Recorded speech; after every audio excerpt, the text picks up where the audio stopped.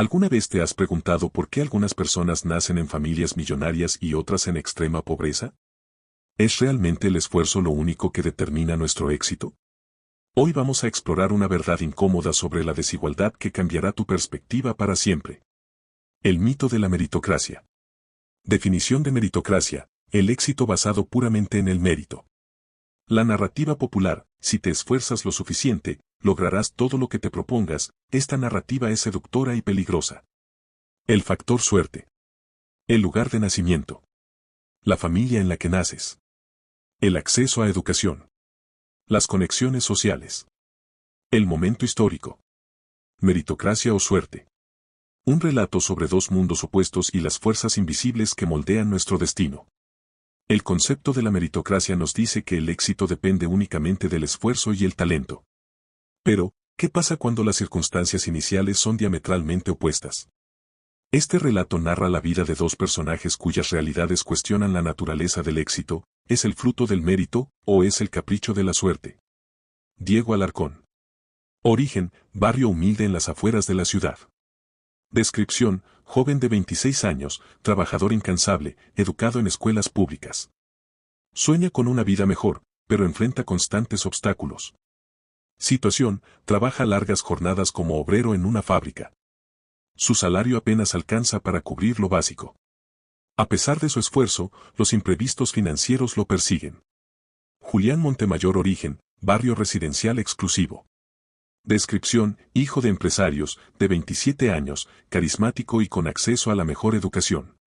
Tiene una red de contactos que lo impulsa constantemente. Situación: administra una empresa familiar.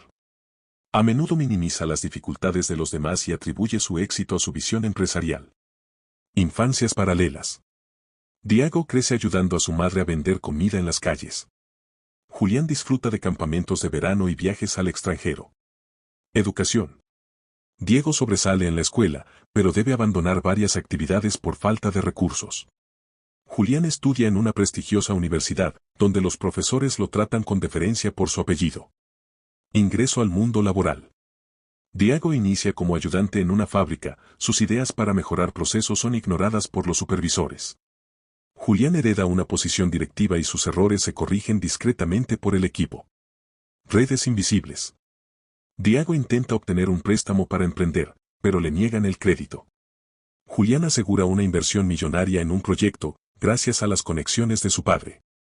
Crisis y resiliencia.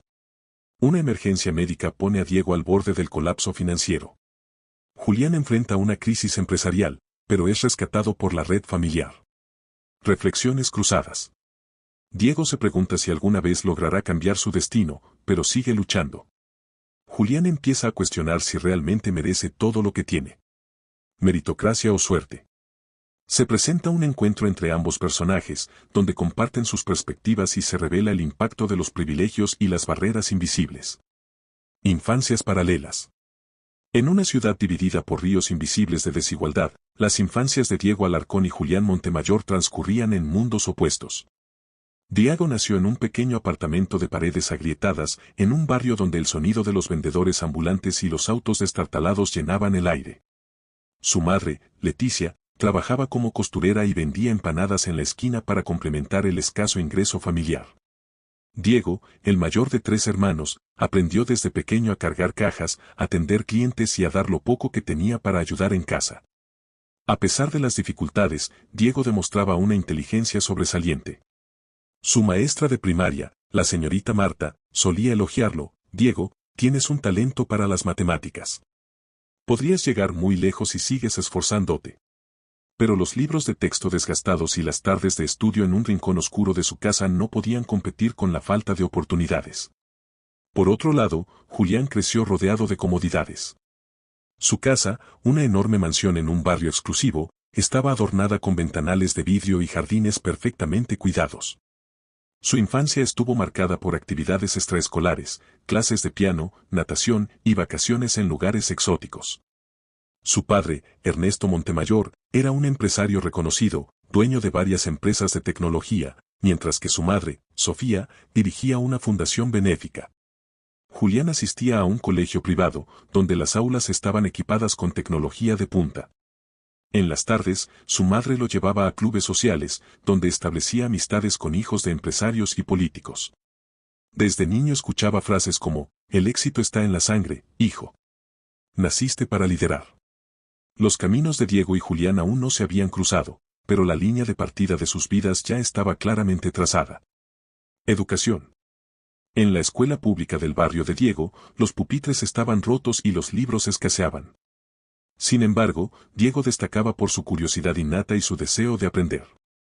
Cada día recorría varios kilómetros para llegar a clases, usando zapatos desgastados que su madre cosía una y otra vez.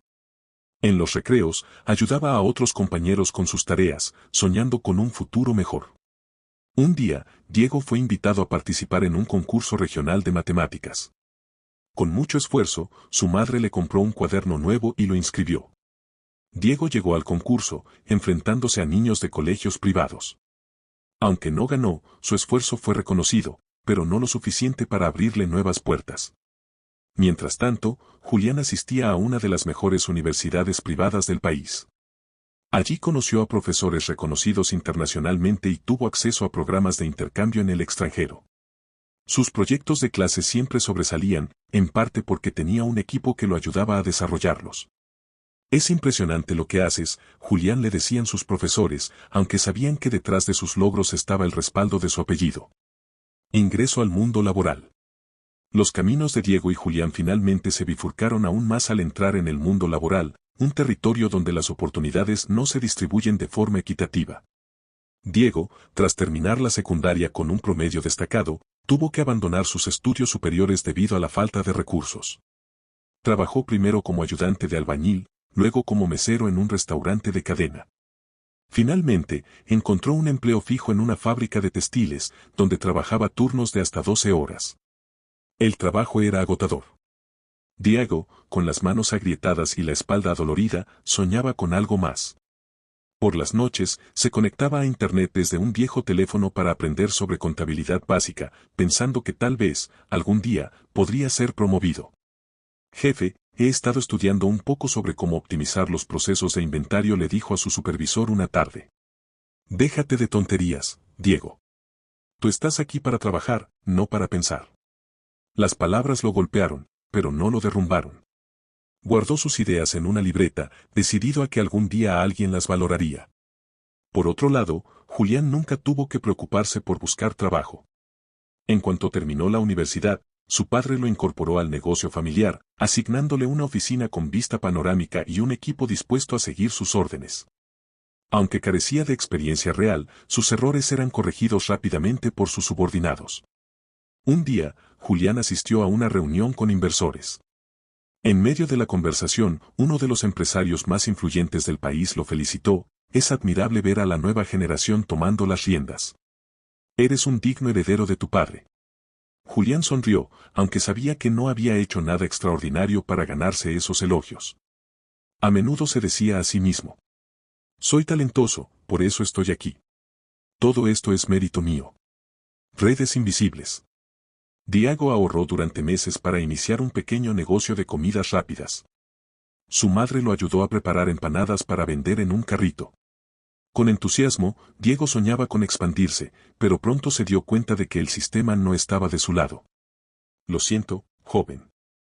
Sin un historial crediticio sólido, no podemos otorgarle el préstamo, le dijo el gerente del banco. Pero, señor, tengo un flujo constante de ingresos. Solo necesito un pequeño empujón. Las reglas son reglas, muchacho. La frustración lo consumía. Sin acceso al capital necesario, su negocio apenas sobrevivía. Mientras tanto, Julián presentó un proyecto para una nueva startup tecnológica. Aunque sus ideas eran superficiales, logró convencer a un grupo de inversores gracias a los contactos de su padre. Confío en ti, Julián. Tu apellido ya es garantía de éxito, le dijo uno de los inversionistas al firmar un cheque millonario.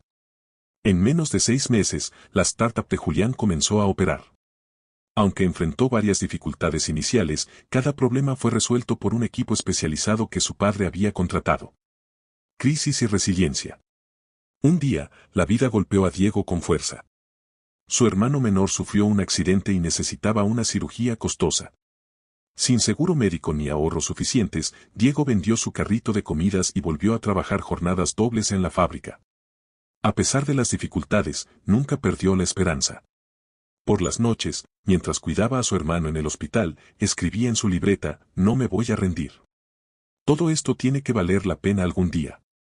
Julián, por su parte, enfrentó su primera gran crisis empresarial cuando la startup comenzó a generar pérdidas. Aunque el panorama era complicado, su padre intervino, aportando fondos adicionales y contratando a un consultor de renombre para salvar el negocio. No te preocupes, hijo. Esto es parte del proceso, le dijo Ernesto. Gracias, papá. Prometo que no te defraudaré. Aunque Julián salió fortalecido de la crisis, en el fondo sabía que no lo habría logrado sin el apoyo de su familia. Reflexiones cruzadas. Una tarde, el destino unió a Diego y Julián en una conferencia sobre emprendimiento. Diego había recibido una invitación gratuita gracias a un concurso local, mientras que Julián era uno de los panelistas destacados. Al terminar la charla, Diego se acercó a Julián con curiosidad.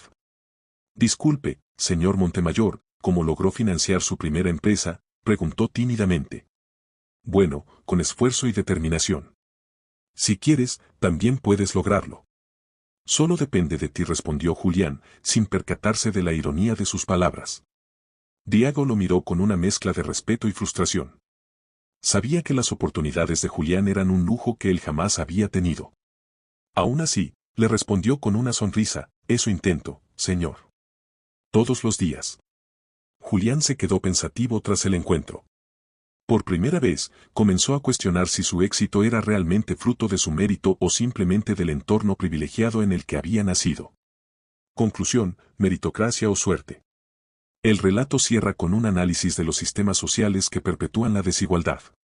Diego sigue luchando con determinación, mientras que Julián, aunque más consciente de sus privilegios, sigue cosechando éxitos con la ayuda de su red. La pregunta persiste: ¿es el éxito una cuestión de mérito, o simplemente una lotería de circunstancias? La verdad equilibrada. El esfuerzo sí importa, pero no es lo único. El privilegio multiplica el esfuerzo. ¿Por qué es importante reconocer ambos factores? Conclusión: la importancia de la humildad en el éxito. La responsabilidad social que viene con el privilegio. ¿Cómo podemos trabajar hacia una sociedad más equitativa? Si este video te hizo reflexionar, compártelo con alguien que necesite escuchar este mensaje.